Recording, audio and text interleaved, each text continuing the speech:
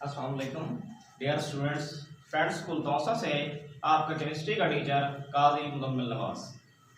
आज हमारा केमिस्ट्री का 8th लेक्चर है जिसका टॉपिक है valency with respect to covalent and ionic compound. इससे पीछे जो टॉपिक्स हमने डिस्कस किए थे उसमें हमने वैलेंसी और सिंबल को डिस्कस किया था कि सिंबल क्या चीज है और वैलेंसी क्या चीज है।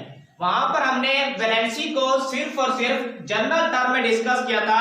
आज हम वैलेंसी को चेक करेंगे कि दो कंपाउंड्स के हवाले से, कोवलेंट कंपाउंड और आयोनिक कंपाउंड के हवाले से, कि जब आयोनिक कंपाउंड की बात है और कोवलेंट कंपाउंड की बात है तब हम वैलेंसी को किस तरह से चेक करेंगे या उनकी वैलेंसी किस तरह से डिस्कस की जाएगी। सबसे पहले हमारे पास वैलेंसी इन कोवलेंट कंपाउंड्स। डेफिनेशन है, it is the number of hydrogen atoms which combine with one atom of that element. कि it is the number of hydrogen atoms. Hydrogen atoms की तादाद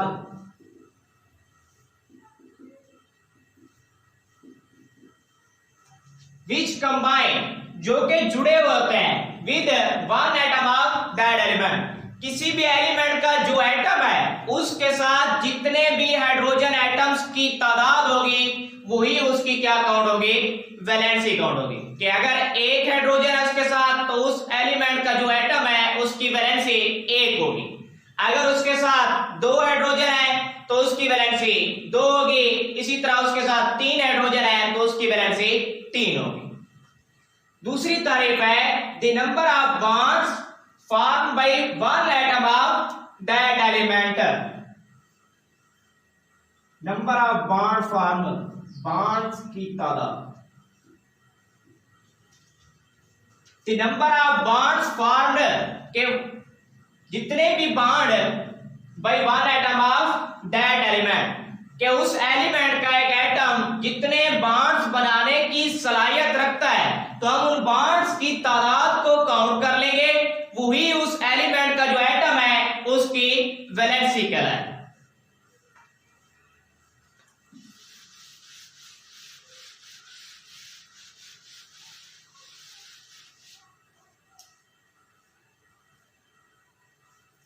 एग्जांपल दी गई, उसमें हाइड्रोजन क्लोराइड में bonding दी गई है HCl।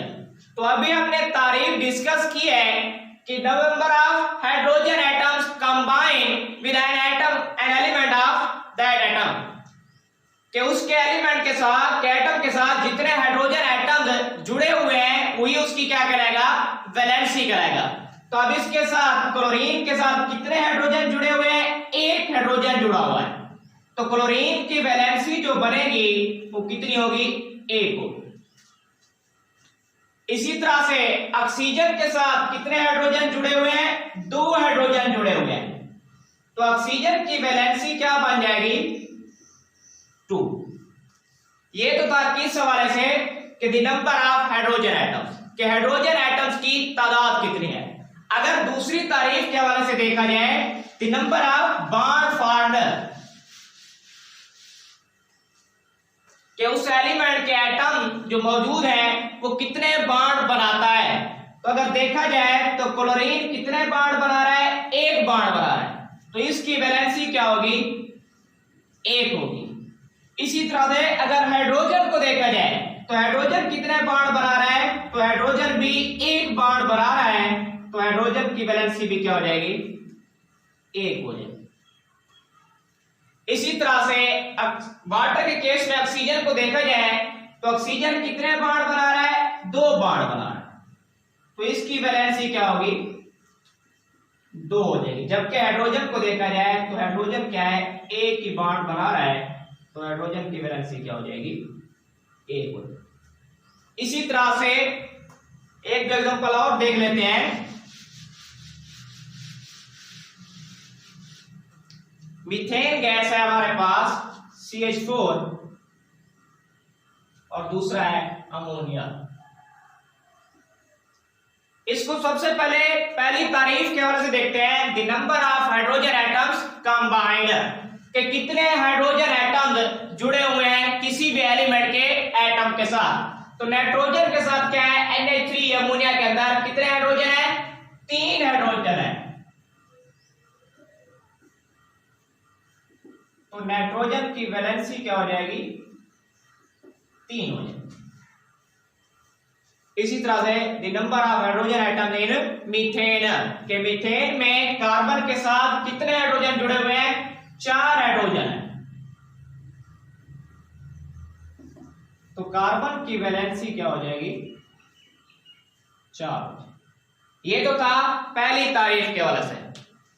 अब अगर दूसरी तारीफ के हवाले से देखा जाए तो उसमें थोड़ा सा हमें स्ट्रक्चर बनाना पड़ेगा कि number of bond formed.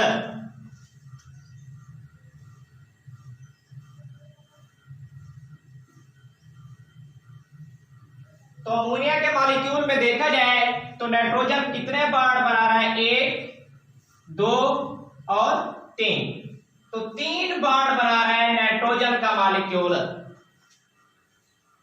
Nitrogen जो है यहां पर कितने बॉन्ड बना रहा है, 3 बॉन्ड बना रहा है। तो इस वजह से इसकी वैलेंसी कितनी हो जाएगी, 3। इसी तरह से अगर मीथेन को देखा जाए दूसरी तारीफ के हवाले से, the number of bond formed.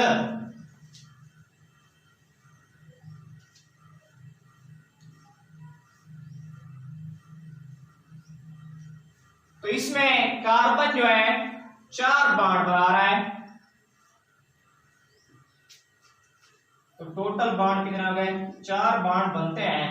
तो कार्बन की जो वैलेंसी हो जाएगी वो कितनी हो जाएगी, 4। तो एक बात याद रखें, दोनों सूरतों में वैलेंसी सेम आनी चाहिए कि जो भी आप तारीफ बयान कर रहे हो, the number of bond form या the number of hydrogen atoms, कि इसमें अगर हम देखें दोबारा से तो कितने हाइड्रोजन है, 1 हाइड्रोजन है। अगर बॉन्ड को देखें तो भी एक ही बॉन्ड है। तो क्लोरीन की जो वैलेंसी है दोनों केसेस में, जो दोनों तारीफें हमने डिस्कस की हैं उन दोनों में एक ही है। इसी तरह से वाटर के मॉलिक्यूल में देखें, ऑक्सीजन के साथ 2 हाइड्रोजन है। तो हाइड्रोजन के हवाले से भी वैलेंसी 2 और बॉन्ड भी 2 बनते हैं। तो बॉन्ड के हवाले से भी वैलेंसी 2 होगी। इसी तरह से मीथेन के अंदर 4 हाइड्रोजन है। तो हाइड्रोजन की तारीफ के हवाले से भी 4 है वैलेंसी और बॉन्ड के हवाले से भी 4 है वैलेंसी।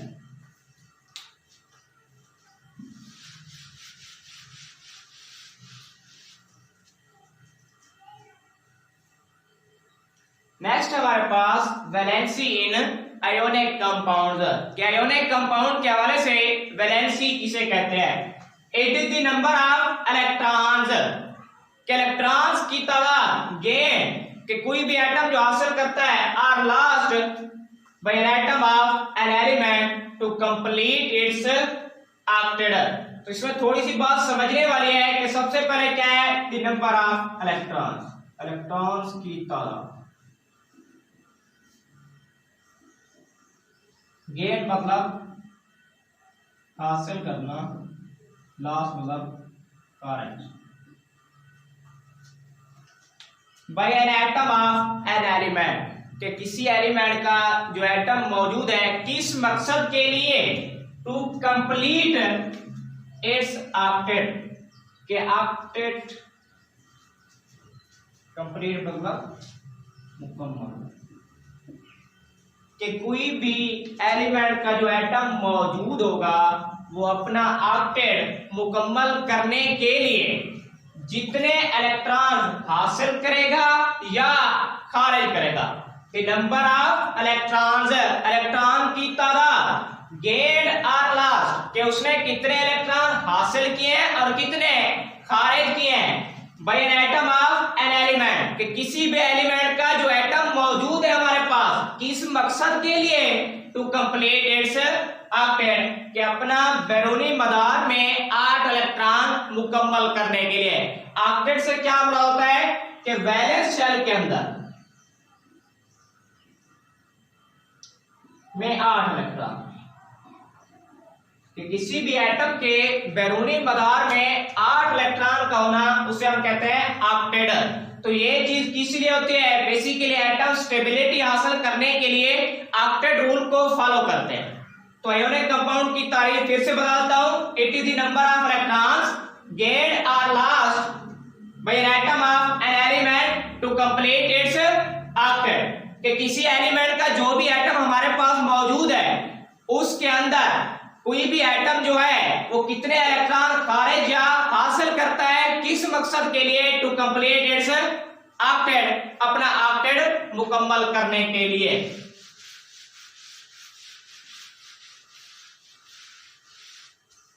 तो अब इसके अंदर दो कंडीशन आएंगी, गेन के हवाले से और दूसरा लॉस के हवाले से। तो हम दोनों तरह से इसको बयान करेंगे कि इलेक्ट्रॉन हासिल किस वक्त किए जाते हैं और इलेक्ट्रॉन खारिज कब करता है। सबसे पहला है कि लूज के हवाले से, कि इलेक्ट्रॉन खारिज करने के हवाले से दिया गया है कि ऐसे elements having less than 4 electron, कि ऐसे एलिमेंट्स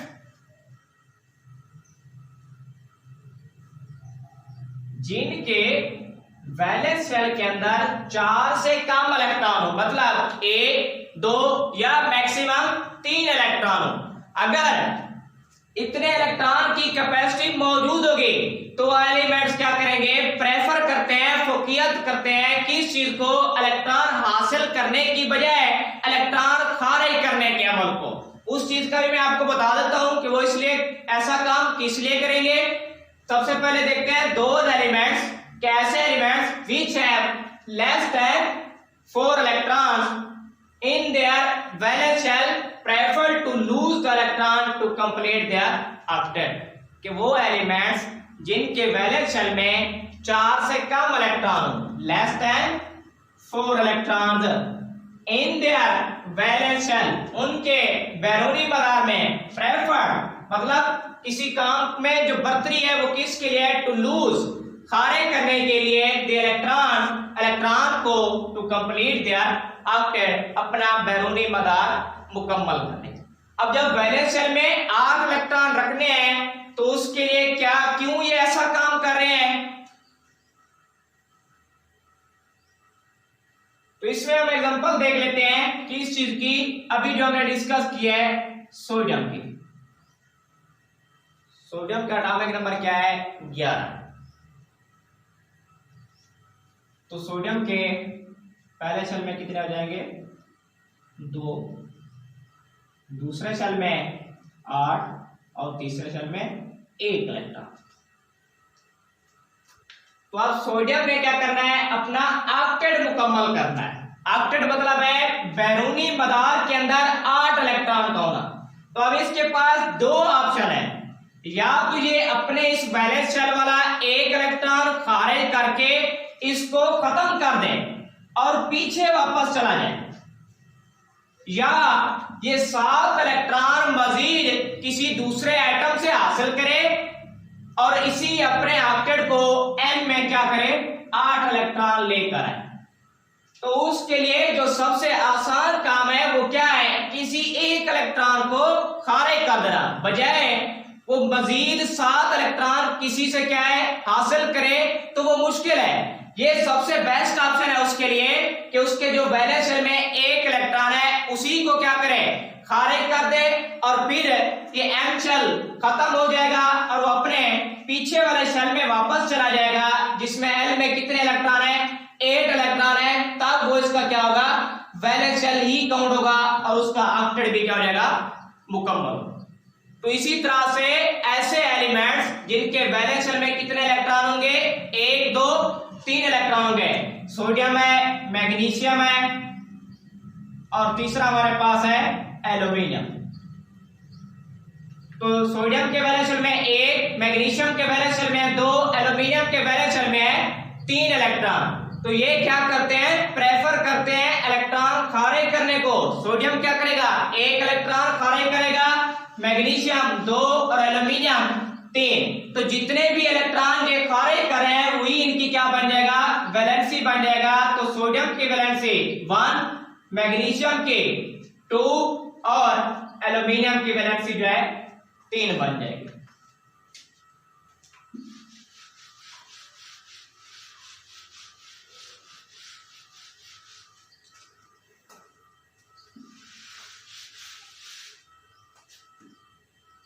नेक्स्ट हमारे पास elements having 5 or more than 5 electrons.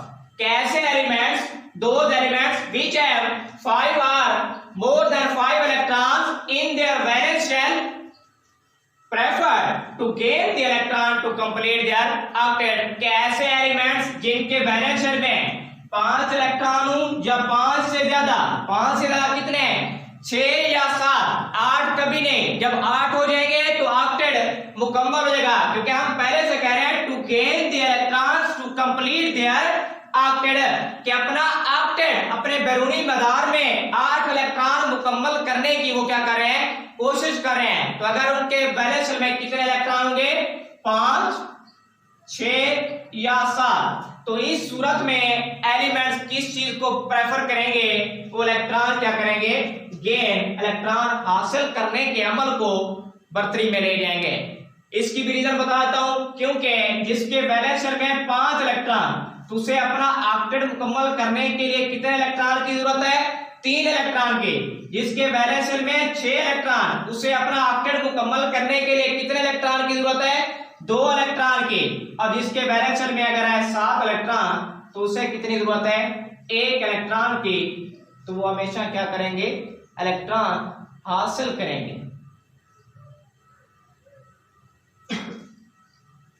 खारिज नहीं करेंगे, क्योंकि उसकी वजह क्या है, 3 इलेक्ट्रॉन हासिल करने पड़ेंगे और 5 खारिज करने पड़ेंगे।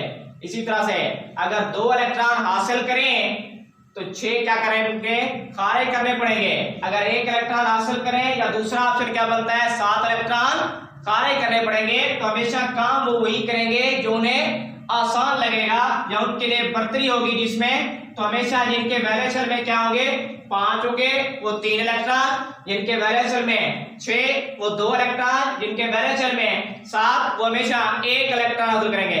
लेकिन हमेशा ये बात ध्यान में रखनी है कि ये जो इलेक्ट्रॉन्स की तादाद है किसमें है, वैलेंस शेल के अंदर है। ऐसा नहीं है कि आप एटॉमिक नंबर देखिए 7 है तो आप फौरन कह दें कि उसने 1 इलेक्ट्रॉन हासिल करना है। एटॉमिक नंबर 7 मतलब है उसमें 7 प्रोटॉन है, 7 इलेक्ट्रॉन है। अभी हमने उसकी इलेक्ट्रॉनिक कॉन्फ़िगरेशन डिस्कस नहीं की। जब आप इलेक्ट्रॉनिक कॉन्फ़िगरेशन लिखोगे जिसका एटॉमिक नंबर 7 है, तो उसके पहले शेल में कितने आ जाएंगे, 2, बाकी कितने बचे, 5। तो दूसरे शेल में कितने चले जाएंगे, 5। तो उसे फिर कितने इलेक्ट्रॉन हासिल करने पड़ेंगे, अपना ऑक्टेट मुकम्मल करने के लिए 3 इलेक्ट्रॉन। तो इस बात पर नहीं कंफ्यूज होना कि एटॉमिक नंबर को देखते ही आपने वैलेंसी का डिसीजन करना है, जबकि आपने एटॉमिक नंबर को देखना है और उसके बाद क्या करना है, वैलेंस शेल इलेक्ट्रॉनिक कॉन्फ़िगरेशन को देखते हुए फिर डिसीजन लेना है कि इसके पास कितने इलेक्ट्रॉन हासिल करने की सलाहियत है। तो इसमें एग्जांपल देखते हैं क्लोरीन की। क्लोरीन है 17 O8 एंड N7। क्लोरीन का एटॉमिक नंबर है, इसमें अगर देखें क्लोरीन का एटॉमिक नंबर क्या है 17 है। तो उसके पहले शेल में 2, दूसरे में 8, तीसरे में 7 इलेक्ट्रॉन है। 8 जमा 2 10 जमा 7 17। तो इसे अपने आखिरी वैलेंस शेल में ऑक्टेट मुकम्मल करने के लिए 8 इलेक्ट्रॉन के लिए 1 इलेक्ट्रॉन की कमी है। तो क्लोरीन क्या करेगा, 1 इलेक्ट्रॉन हासिल करेगा, उसकी वैलेंसी क्या बन जाएगी, 1 बन जाएगी। इसी तरह ऑक्सीजन में देखा जाए O8 है, तो इसके पहले शेल में 2, दूसरा जो L शेल है उसमें कितने इलेक्ट्रॉन है, 6 इलेक्ट्रॉन है। 6 जमा 2 8 हो गए। इस हवाले से नहीं दे रखना कि ऑक्टेट मुकम्मल है, वैलेंस शेल के वाले देखना है।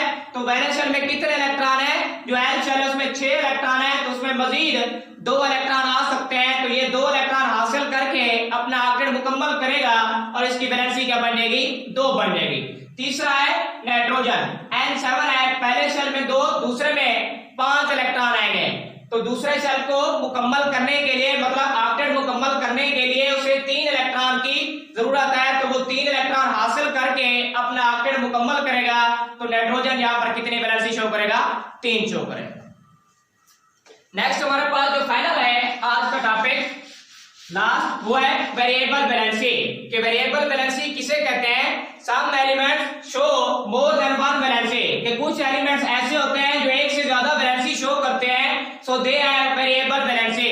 तो इस चीज को क्या कहते हैं, वेरिएबल। के मतलब जो तब्दील हो रही है। पीछे हमने जितनी भी चीजें डिस्कस की हैं उन सब में ये देखा है कि हाइड्रोजन की की सपोज 1 थी, क्लोरीन की भी 1 थी, ऑक्सीजन की 2 थी, नाइट्रोजन की 3 थी, कार्बन की 4 थी, तो सबकी एक कांस्टेंट वैलेंसी है। लेकिन चंद एक एलिमेंट्स ऐसी भी हैं जिनकी वैलेंसी कांस्टेंट नहीं होती, बल्कि वो मुख्तलिफ कंपाउंड के साथ अपनी वैलेंसी को तब्दील करते हैं। तो उसमें क्या है, some elements show more than one valency, कि कुछ एलिमेंट्स एक से ज्यादा वैलेंसी शो करते हैं, so they have variable valency.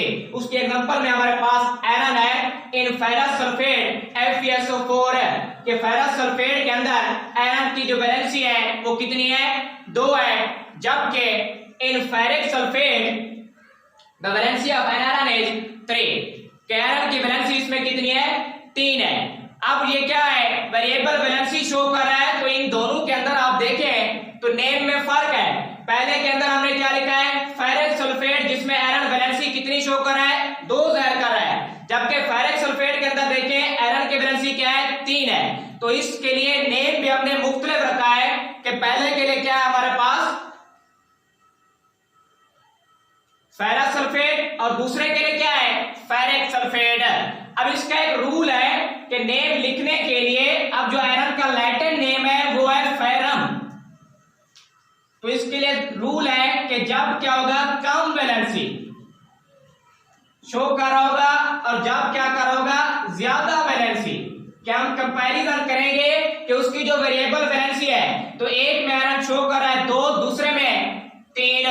जब 2 शो कर रहा है तो उसमें नेम के आखिर में ये जो OUM है इसे काट कर हम क्या इजाफा करेंगे, OUS का इजाफा करेंगे। जब 3 वैलेंसी शो कर रहा है तो उसमें हम क्या करेंगे, इस UM को काट कर IC का इजाफा करेंगे, तो ये बन जाएगा फेरस और ये बन जाएगा फेरिक। उर्दू में किस चीज की आवाज देगा, सीन की, और यहां पर क्या देगा, काफ की आवाज देगा, ये बन जाएगा फेरिक और ये बन जाएगा फेरस। तो ये हमारे पास लास्ट टॉपिक वेरिएबल वैलेंसी का, कि जब एलिमेंट्स क्या करते हैं, वेरिएबल वैलेंसी शो करते हैं, तो उनका नेम किस तरह से लिखा जाता है। ये एक छोटा सा रूल था, फिर से मजीद मैं बता देता हूं कि हमारे पास क्या है, variable valency, some elements show more than one valency, कुछ एलिमेंट्स एक से ज्यादा वैलेंसी शो करते हैं, so they have variable valency. उस वैलेंसी को क्या कहते हैं, वेरिएबल वैलेंसी कहते हैं। उसके लिए क्या है, एग्जांपल लिया हमने आयरन की, आयरन का जो ओरिजिनल नेम है वो क्या है, फेरम है, लैटिन में इसका नेम क्या है, फेरम है। तो जब ये 2 वैलेंसी शो करता है तो इसे फेरस सल्फेट लिखते हैं, क्योंकि ये 2 वैलेंसी दूसरे के मुकाबले में कम है, तो जब कम होगी उसमें नेम के आखिर में OUS का इजाफा किया जाता है और उर्दू में ये सीन की आवाज जाहिर करेगा। दूसरा हमारे पास फेरिक सल्फेट, तो असल नेम तो आयरन का क्या है, फेरम है, जो लैटिन नेम है। तो जब ये वैलेंसी 3 शो कर रहा है तो उसी रूल को फॉलो करते हैं कि आखिर में IC का इजाफा कर देते हैं, तो ये बन जाएगा फेरिक सल्फेट और उर्दू में ये किसकी आवाज देगा, काफ की आवाज देगा। तो ये था हमारा वैलेंसी, आज मुकम्मल डिटेल से डिस्कस हो गया है। नेक्स्ट इंशाल्लाह न्यू टॉपिक डिस्कस करेंगे।